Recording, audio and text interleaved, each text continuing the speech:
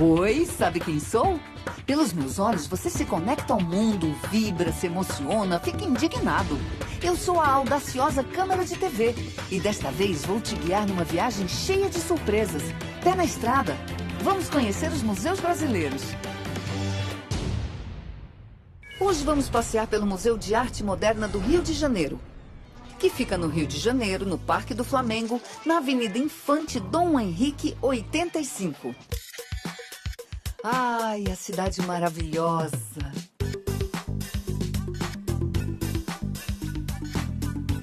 Impossível vir ao Rio de Janeiro e não conhecer o MAM, palco de movimentos de vanguarda nos anos 50 e 60 e importantes mostras de artistas nacionais e internacionais. Famoso também por ser um dos cartões postais da cidade. Sua arquitetura é mundialmente reconhecida. Sendo assim, antes de entrar, vamos saber mais sobre o arquiteto e o projeto? Bom, a gente está aqui diante de um projeto do arquiteto Afonso Eduardo Ride, um dos marcos da arquitetura moderna brasileira. É um projeto de 1953, que teve várias etapas e que é indiscutivelmente, né, um dos grandes edifícios, né, da arquitetura brasileira. É um prédio que tem que ser sempre visitado, é um prédio que funciona especialmente para ser um museu, para guardar uma coleção, para expor a arte. Ele tem todas as características, né, importantes para fazer com que a arte que seja exposta nele ganhe dignidade, ganhe visibilidade. É um prédio fincado no centro do Rio de Janeiro, que dialoga com a natureza do Rio, que dialoga com a cidade do Rio. Em lugar de confinar as obras de arte entre 4 paredes, a solução foi fazer uma estrutura vazada e transparente que permite a continuidade com o jardim, que abriga obras interessantes.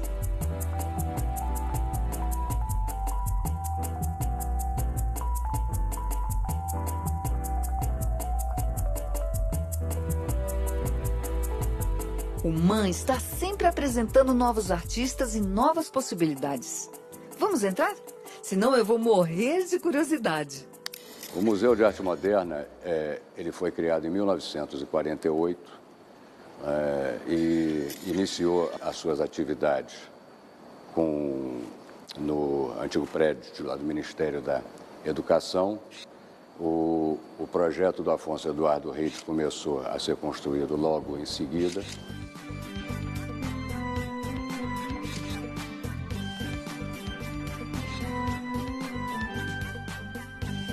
Em 1968, este prédio aqui, ele ficou pronto e aí o museu ele já tinha um acervo internacional, um acervo de arte brasileira muito expressivo, que, infelizmente, em 1978, nós tivemos um incêndio, né, e que grande parte do seu acervo ele foi perdido.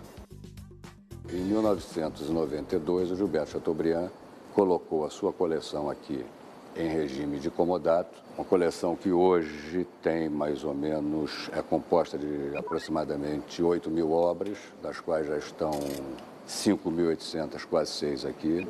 O museu ele tem de acervo próprio internacional e de arte brasileira 7.200 obras aproximadamente, artistas dos anos 70, 80, entre documentos, livros e catálogos, um pouco mais de 2 milhões de itens. Fora a Cinemateca, que possui 7.500 títulos. Imperdível!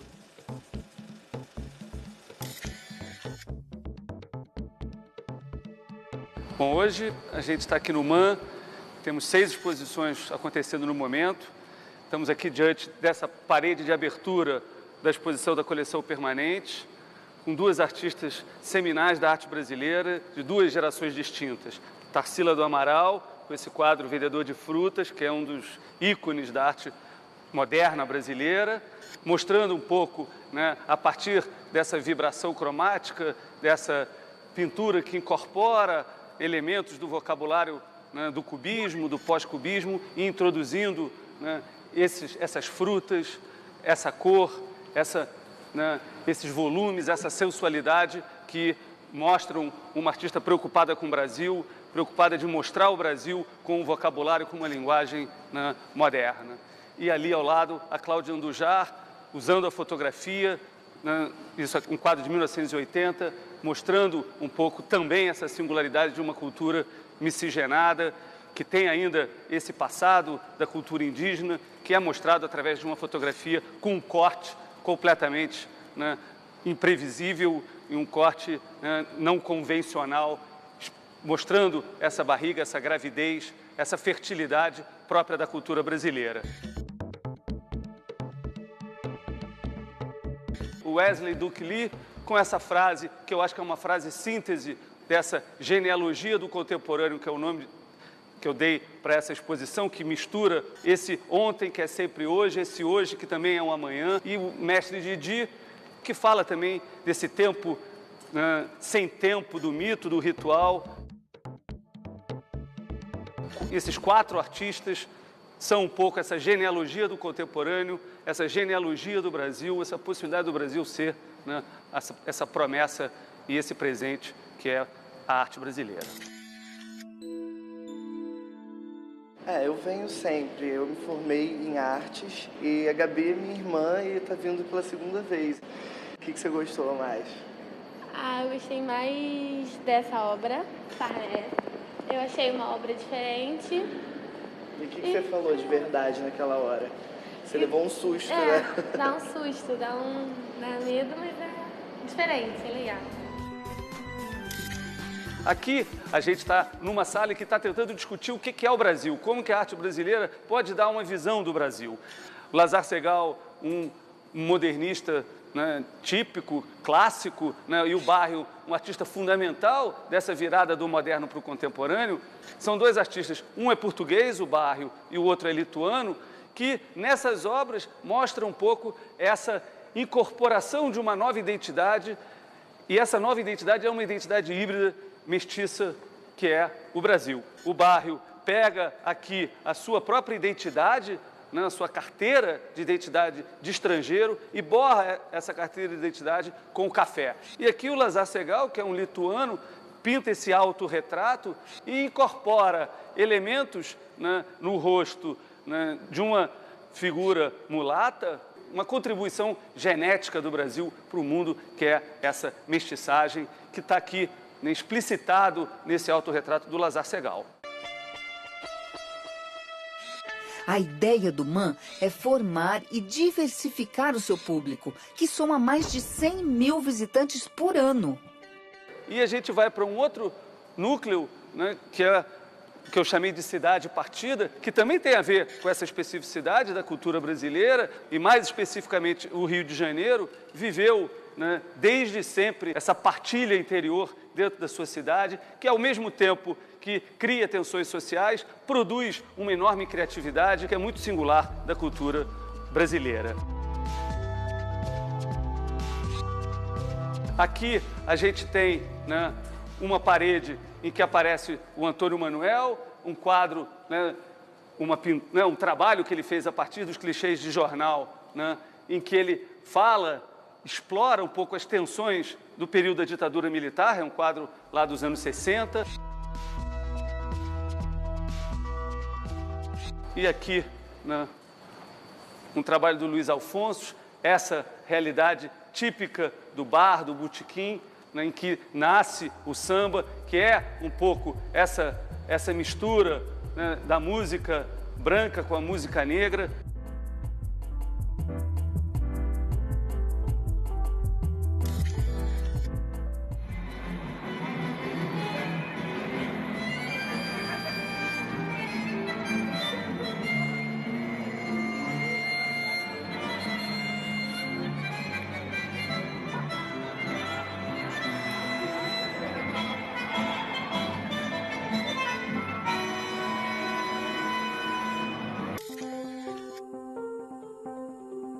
O Núcleo Experimental de Educação e Arte, ele surge a partir de uma conversa com o Camilo, e nesse convite a gente trouxe a dimensão experimental. A gente também entende o experimental e a dimensão crítica desse trabalho nosso no sentido de criar pertencimentos. O que mais a gente está fazendo no sentido de redimensionar o que seria a formação de público? É o trabalho Programa em Família. Esse programa em família, a cada fim de semana, a cada domingo, pais, filhos, mães criam junto uma visita com uma conversa no museu. E nessa conversa, o importante é ter um trabalho onde todos discutem sobre diversos níveis o que representa, quais são os sentidos de uma produção artística, de um acervo, da coleção desse lugar. Os resultados disso têm sido, assim, a formação de um público que está voltando.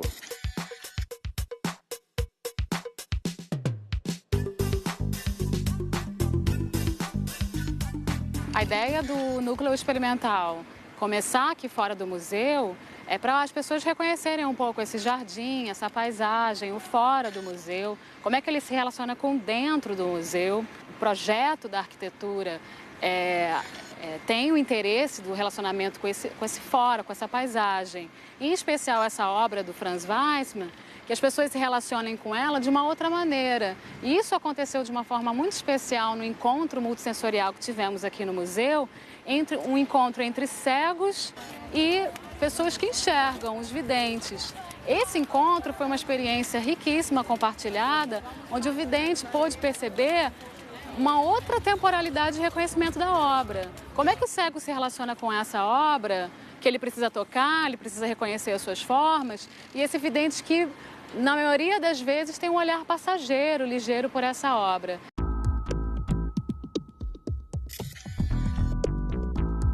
Bem, nesse núcleo, a gente também está apontando para um outro elemento que é muito importante na arte, na cultura brasileira, que é essa dimensão corporal da cultura e da arte brasileira. Mas a opção foi por não tratar de uma coisa mais evidente, até talvez mais clichê desse corpo brasileiro, que seria o corpo sensual.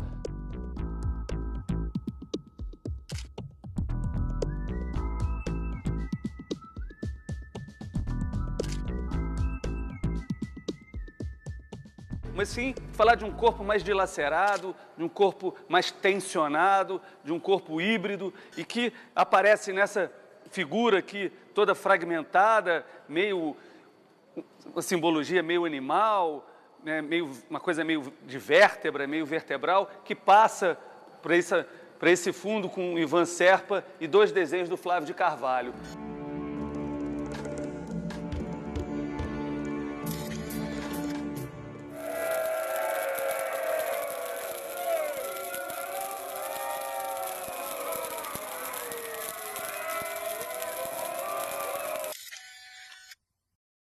Esse último núcleo, ele é um núcleo muito importante para a arte brasileira e especialmente para o Museu de Arte Moderna do Rio de Janeiro, que foi palco de uma exposição emblemática em 1959, que foi da primeira exposição neoconcreta aqui no Rio, que partiu de um manifesto assinado por 7 artistas, entre eles a Lígia Clark, que é a autora dessa obra, que se chama Bicho, que fala um pouco, né, dessa dimensão orgânica que o neoconcretismo pretendeu inserir na questão geométrica.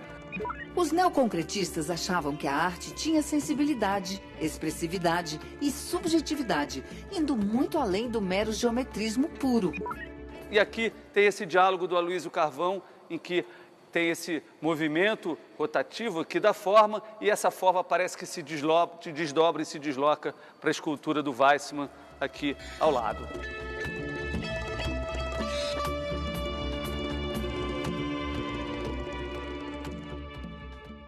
Você sabe quem decide pelas exposições de um museu? É o curador. E o trabalho dele é parecido com o trabalho do técnico de futebol.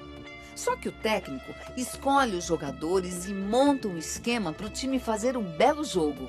E o curador escolhe um conjunto de obras e faz com que essas obras valorizem umas às outras, fazendo uma bela exposição. E claro, é ele também quem decide pelas exposições temporárias.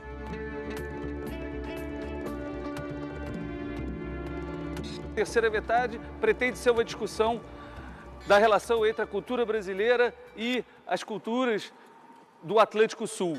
No caso, essa terceira metade tem uma artista brasileira, que é a Tatiana Blas, um artista português que está aqui, que é o Manuel Caeiro, e um artista angolano, que é o Ionamine. E a ideia é mostrar como a arte contemporânea, que é sempre uma arte sem centro, uma arte que vive desse conjunto, né, de centros que se espalham, né, pelo planeta, vai ser muito mais pelas relações do que pelas identidades que vão se apresentar às grandes poéticas contemporâneas.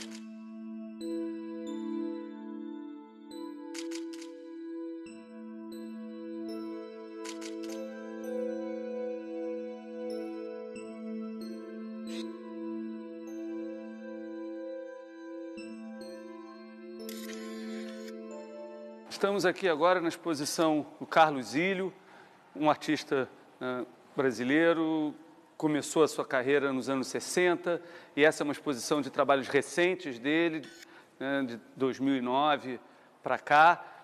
São pinturas, tem um tema recorrente, é uma série em torno do mesmo tema, que é essa figura aqui do tamanduá, que tem uma história, né, muito particular na vida do artista, mas que ele não quer pontuar isso como um elemento referencial, mas não dá para não falar do tamanduá, na medida em que era um bicho de estimação do pai dele, e ele pinta esse tamanduá nos anos 80, numa primeira referência a esse tamanduá, quando o pai morre, uma espécie de homenagem póstuma ao pai. Essa figura, esse símbolo meio que desaparece, some, né, no inconsciente do artista e volta à tona recentemente, depois de 20 anos. Eu venho sempre ao MAM para ver as exposições que tem sempre os artistas modernos, são exposições legais. E nesse momento, especialmente, eu adquiri um trabalho do Zílio, que é dessa série Tamanduá Caindo.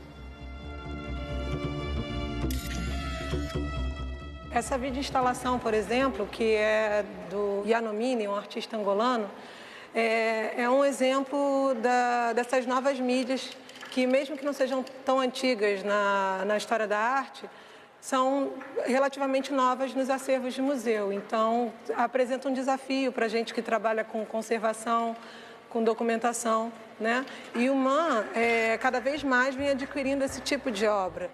Imagina catalogar esta aqui?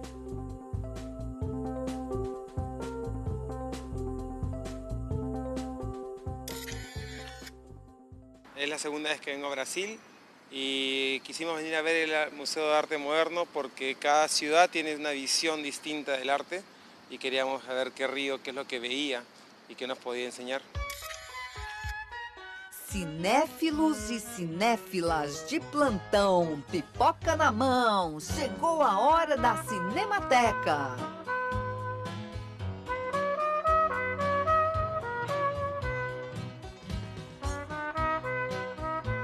Bom, a Cinemateca começa justamente uns meses depois do Museu de Arte Moderna mesmo. A ideia era incluir o cinema como uma das artes modernas. De lá para cá, o trabalho da Cinemateca foi muito desenvolvido. Alguns momentos ela teve um papel mais importante, outros menos. Por exemplo, eu podia citar aqui o movimento Cinema Novo, que mais ou menos foi gerado e foi muito debatido aqui nas nossas sessões na Cinemateca na década de 60.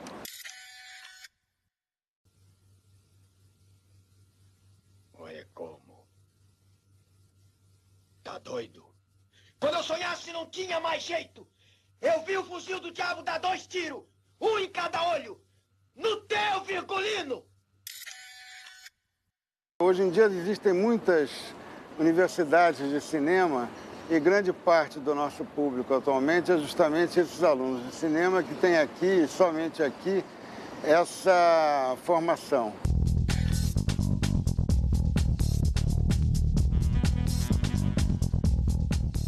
Aqui eles têm cinejornais, curtas e longas metragens, comédias mudas como O Gordo e o Magro, chanchadas da década de 40 e 50, filmes contemporâneos, enfim, são mais de 7.000 títulos. E vocês vão encontrar aqui na Cinemateca verdadeiras raridades, como, por exemplo, o roteiro original de Deus e o Diabo da Terra do Sol, do Glauber Rocha. Vocês vão encontrar acetatos de filmes muito famosos, como O Rei Leão, produzido pela Disney. Vocês vão encontrar um conjunto de cartazes vindo praticamente desde a origem do cartaz, lá na década de 20 até a atualidade. Vocês vão encontrar os mais variados tipos de documentos, na medida em que eles foram criados para acompanhar os filmes em sua presença em meio à sociedade.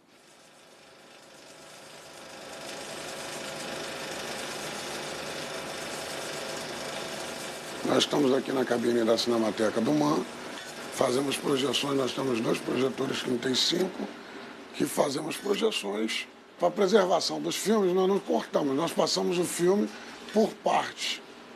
Nós não emendamos e passamos ele todo num rolo, passamos parte por parte. Por isso temos a importância dos 2 projetores, para a preservação da película. E, por fim, aquele trabalho que é o mais difícil, que é fazer a conservação física daquilo que é a razão de ser do cinema. Se você deixar esse material no meio ambiente, aqui no Rio de Janeiro, em cerca de 30 anos ele começa a se deteriorar. Para que isso não seja tão rápido, tão veloz, você tem que intervir, você tem que preparar esse material, que no fundo é um pedaço de plástico.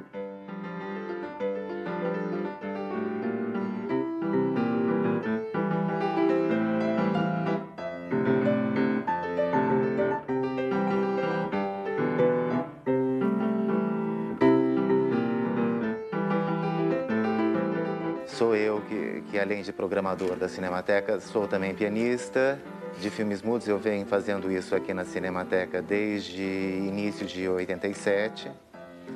Eu assisto o filme com alguma antecedência e daí pesquiso alguns temas que sirvam para determinadas situações ou determinados personagens. Mas também, claro que na hora sempre existe a questão da improvisação, como também acontecia na época.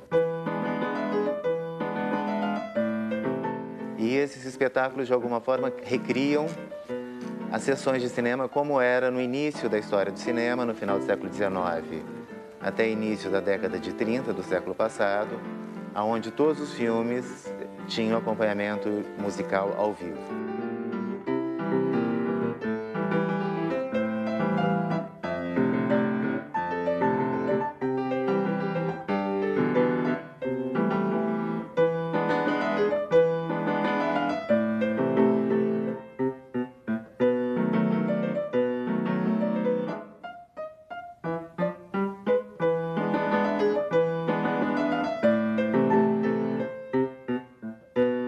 O colecionador, ele nunca conclui aquilo que ele começa.